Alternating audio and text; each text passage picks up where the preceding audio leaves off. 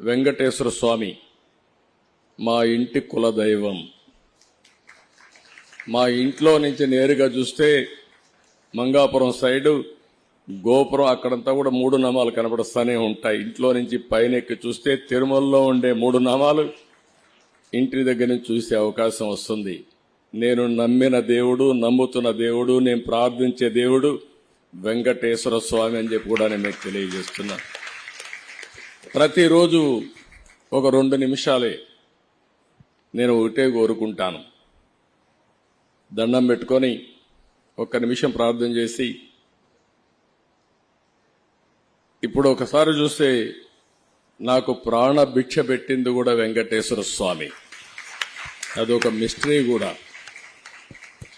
2003లో నా మీద 23 claymore mines ని బ్లాస్ట్ చేస్తే సాక్షాత్తు వెంకటేశ్వర స్వామి నాకు ప్రాణభిక్ష పెట్టాడు. ఏదో చెయ్యాలని ఆ రోజు నన్ను కాపాడాడు.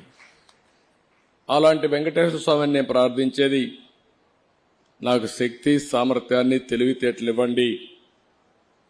ప్రపంచంలోనే తెలుగు జాతి నెంబర్ 1 జాతిగా ఉండడానికి ఆశీర్వదించండి.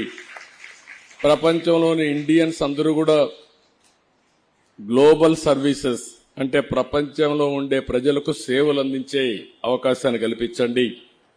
ఈ దేశంలో పేదరికం లేని సమాజం, అందుకే ఇటీవల నేను మాట్లాడుతున్నా జీరో పావర్టీ. మనందరి బాధ్యత.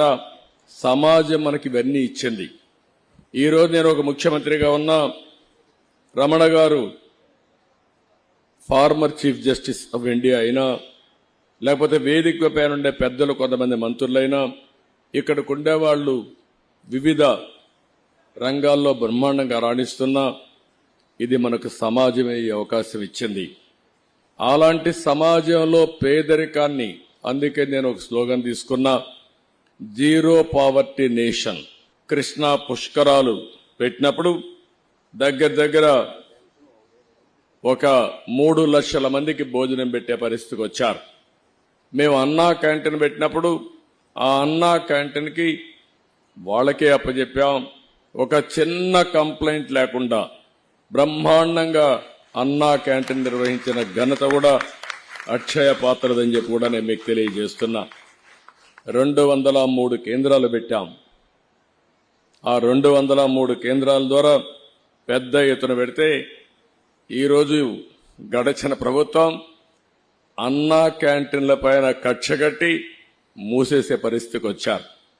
మళ్లీ తొందరలోనే అన్నా క్యాంటీన్లు ప్రారంభిస్తామని చెప్పి మీ అందరికీ హామీ ఇస్తున్నా. దీనికి ఒక స్ఫూర్తి కూడా ఉంది. ఒక పక్క అక్షయ పాత్ర, ఒక పక్క నందమూరి తారక రామారావు గారు కూడా మొట్టమొదటిసారిగా తిరుమల తిరుపతి దేవస్థానంలో అన్నదానం ప్రారంభించారు. ఆ కార్యక్రమానికి శ్రీకారం చుట్టారు. పెనుగొండలో ఒక పక్క లక్ష్మీ నరసింహస్వామి స్టాచ్యూ 108 అడుగులు సింగిల్ స్టోన్ తో తయారు చేయడానికి ముందుకు వచ్చారు. అది నేను ఎప్పుడో అప్పచెప్పాను, కానీ గడిచిన ప్రభుత్వం దానికి కూడా అడ్డుపడే పరిస్థితికి వచ్చారు. ఏ మంచి కార్యక్రమం ఉన్నా దాన్ని అడ్డుపడడం 5 ఏళ్లలో ఈ రాష్ట్రంలో జరిగింది. ఇంకా అలాంటి స్పీడ్ బ్రేకర్లు గాని విధ్వంసంగా ఉండదు. పూర్తిగా ప్రోత్సహిస్తాం. మంచి చేసే వాళ్ళందరికీ చిరునామాగా ఆంధ్రప్రదేశ్ ఉంటుందని, అలాంటి మంచి కార్యక్రమాలతో మీరు ముందుకు రావాలని మీరు కూడా అందరినీ ప్రజలను కోరుతున్నా. 5 కోట్ల పైన ఉన్నాం ఆంధ్రప్రదేశ్లో.